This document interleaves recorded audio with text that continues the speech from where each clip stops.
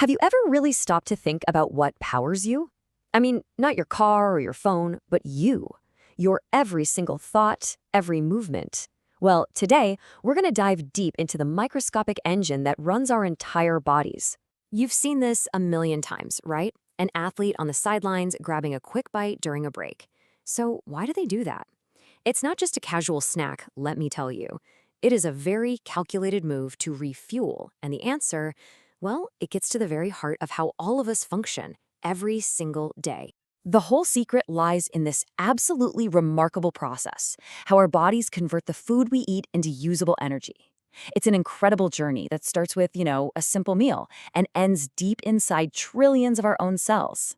So think of our bodies as these super flexible fuel burners. Carbohydrates, they're the go-to for a quick burst of power.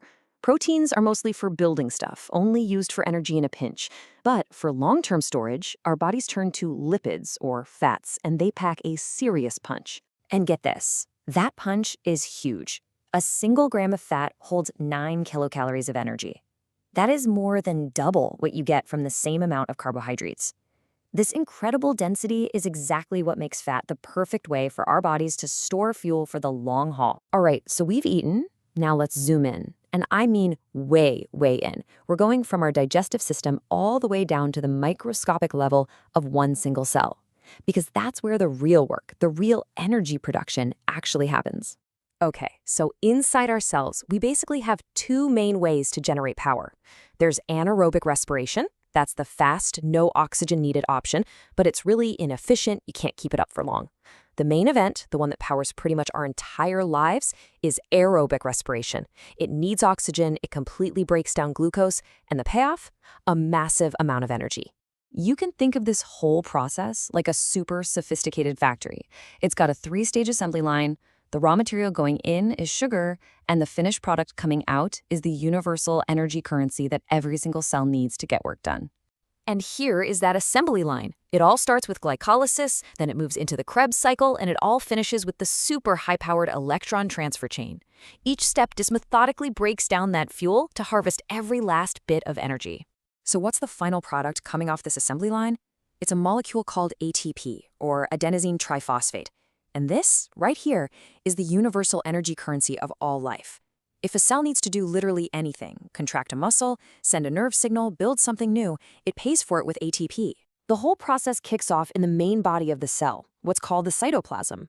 Here, a single glucose molecule gets split right in two.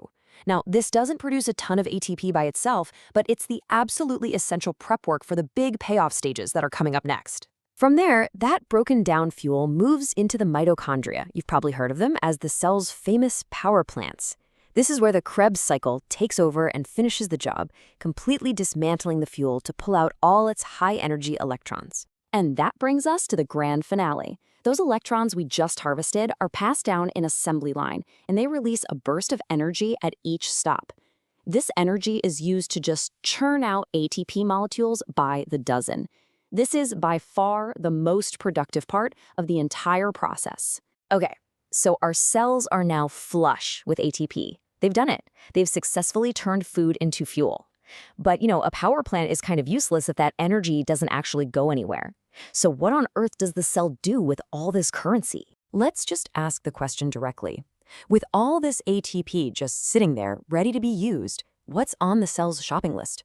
Well, it turns out that one of the most important and most energy-intensive jobs a cell has is just to make more of itself. And that brings us to cell division.